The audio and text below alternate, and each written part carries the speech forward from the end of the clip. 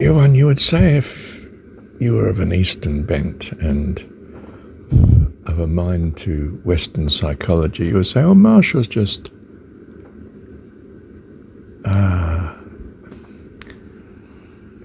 echoing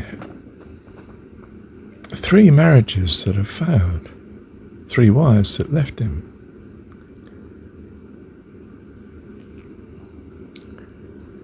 And perhaps that's wonderful. Perhaps that's clearing a karma. Perhaps he was unfaithful to betrothed in previous lives and caused such unhappiness. And now he's paid the price. He's learnt the lesson. 3 times he's been confronted with and thanked God for the circumstance. And in each time, God has come to the rescue in that answer. Thank you, God, that the wife has left me. I'm going to trust you. To give you a notion of what it feels like, a song by Joan Baez. My love's gone and left me, all the days seem alike. My love's gone and left me, all the days seem alike. She's gone and left me, gone and left me, gone and left me to sorrow and moan.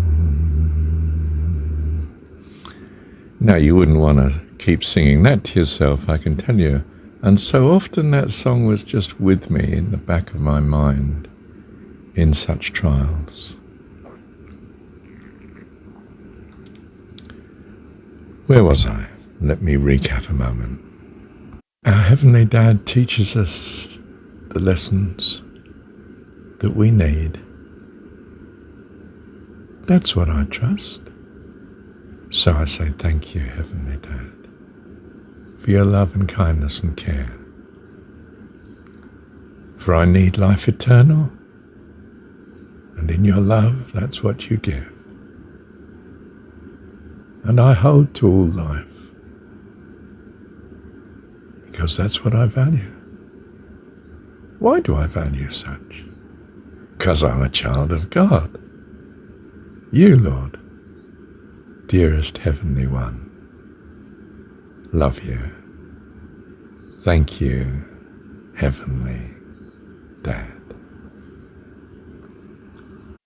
And so now I sing to God a book of verse underneath the bough, a loaf of bread, a jug of wine, and thou beside me singing in the wilderness.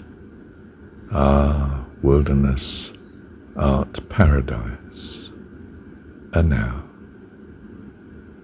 love you, Heavenly Dad.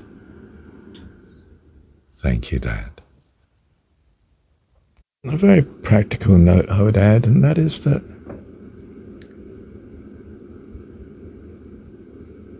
sadly, in all 3 divorces, it wasn't the divorce that was the leaving.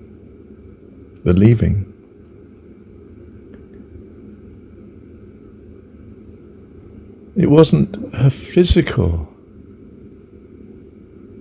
leaving that was the leaving.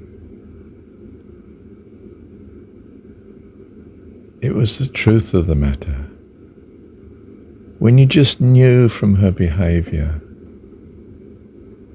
her lack of love, that in her heart she's left you. My God, what do I do now? And nothing you can do puts it right. It just gets worse and worse until she goes, and then a year or 2 later, you finally get the official legal divorce in the post. There's nothing you can do about it. Fait accompli.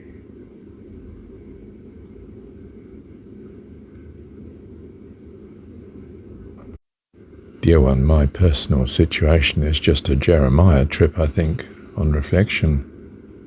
I mean Hosea, of course. But it speaks of the reality of the illusion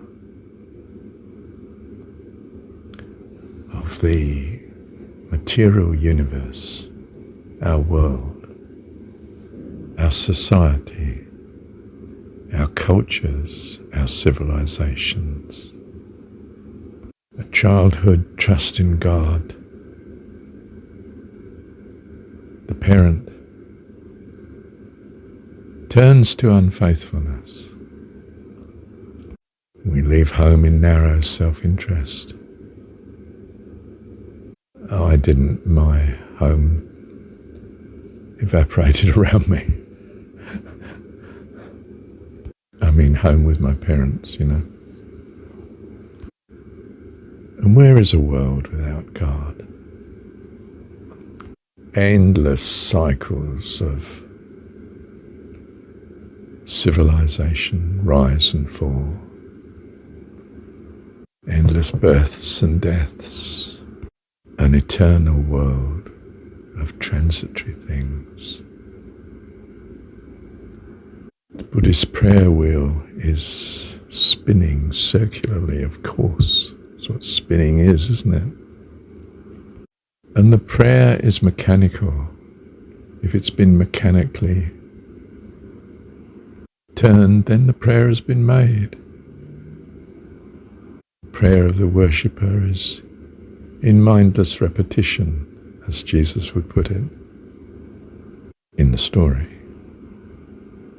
And the horror of endless lives ensues. Know the parable of the rise and fall of civilizations and of vast, barren, physical universes without the presence of life. Our heavenly Dad. Absurdly lonely stars. In vast galactic societies, cities of endless space. Space without and space within. At every level, space.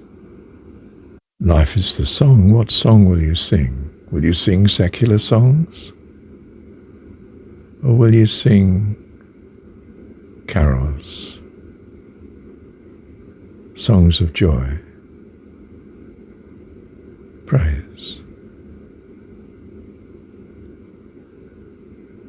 Worship, dear one.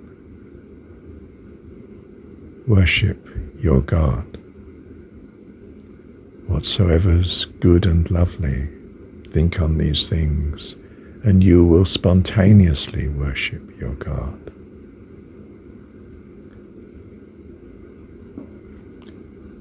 And you will gain life eternal.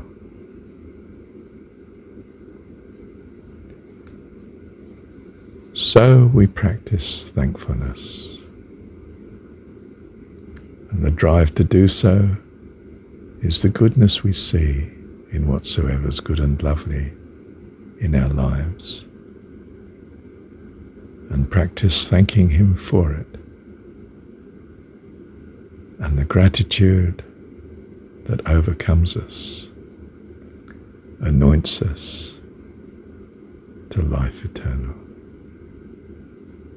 Thank you, Heavenly Dad.